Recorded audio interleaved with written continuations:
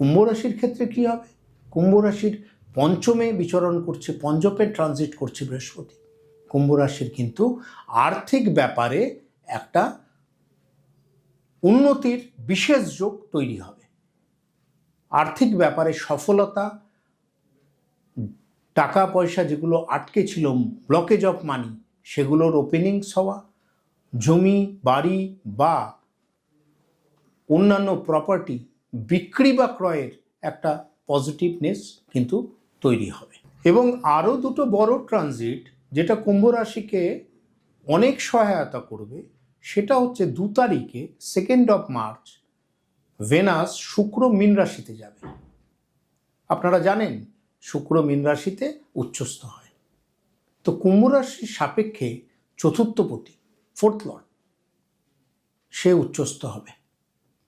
এটা কিন্তু কুম্ভ রাশির জন্য একটা নতুন বার্তা, নতুন রিলেশনশিপ, নতুন যোগাযোগ, কর্মক্ষেত্রে নতুন যোগাযোগ, সব কিছু কিন্তু একটা নতুনভাবে কুম্ভ রাশিকে একটা শক্তি প্রদান করবে।